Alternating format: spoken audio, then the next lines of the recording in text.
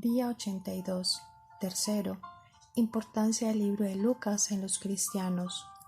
Aproximadamente en el año 80, Lucas el Gentil, oriundo de Antioquía, en Siria, tomó su pluma para promover un evangelio para iglesias. En Roma, en Siria, estamos reducidos a conjeturar la ubicación de sus destinatarios de composición gentil.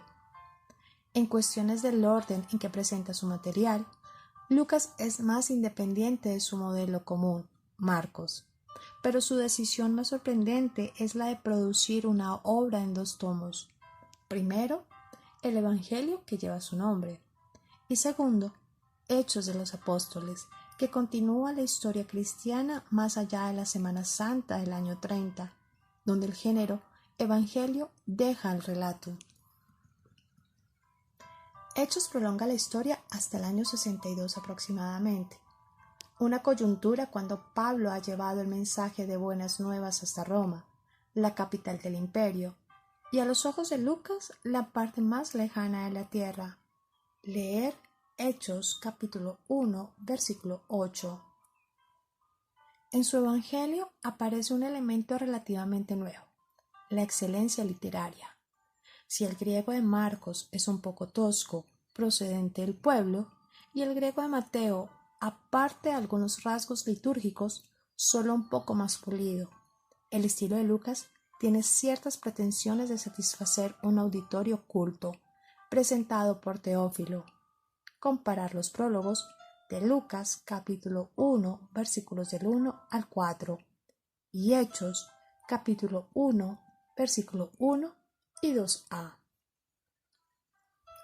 Los inicios de los 3 sinópticos dicen algo de la intencionalidad de sus autores. Primero, Marcos arranca con un título o introducción de un solo renglón, principio de la buena noticia de Jesucristo, el Hijo de Dios, y prosigue con el relato a partir del ministerio de Juan el Bautista. Segundo, Mateo comienza su libro, leer Mateo capítulo 1 versículo 1, con una genealogía imitando así un número de modelos tomados del Antiguo Testamento, y por tanto relacionándolo con tipos literarios ya conocidos en Palestina. Luego describe el nacimiento y la infancia de Jesús.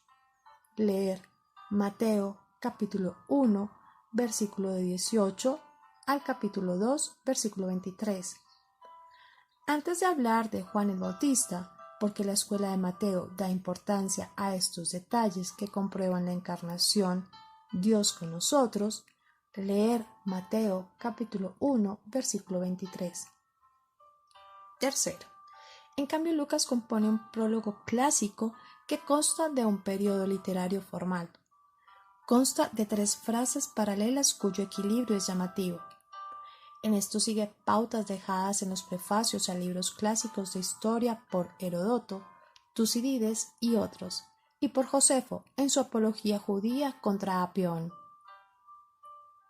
Luego Lucas, como hábil escritor que es, cambia de estilo. Leer Lucas capítulo 1 versículo 5 y nos inserta bruscamente en el mundo judío. Nos hallamos en la Jerusalén del año 6 antes de Jesús, y el lenguaje presentado de la Septuaginta anuncia que el Mesías es el Salvador en primer término de judíos, pero también de gentiles. Aquí Lucas se vale de la tradición sobre la infancia que no son las que usó Mateo, pero independientemente los 2 evangelios relatan el carácter virginal de la concepción y el nacimiento en Belén. Cuarto, sobre el prólogo al Evangelio de Juan, leer Lucas capítulo 21, versículo 25. En cuanto a la enseñanza de Jesús, Lucas conserva no solo piezas recogidas de fuente, comparar Lucas capítulo 15, versículos 3 al 7, con Mateo capítulo 18, versículo 10, o de Marcos, sino piezas halladas en su propia investigación. Parábolas memorables sobre la oración, por ejemplo, y otros temas preciosos para Lucas, como son el Espíritu Santo, la salvación de los pecadores y el interés de Jesús en los marginados de la sociedad, como los niños, las mujeres y los pobres en general. Particularmente destacadas son las expansiones que Lucas hace del relato de la resurrección, tan escueto y misterioso en Marcos. Lucas nos trae a colación no solo la tradición de la tumba vacía, leer Mateo capítulo 16, versículo 1 al 8, sino las apariciones del resucitado a los discípulos de Emaús y a los 11 apóstoles y otros compañeros.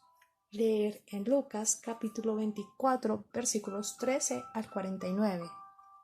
Finalmente, añade un énfasis muy particular. Leer Lucas capítulo 24, versículos 50 al 53.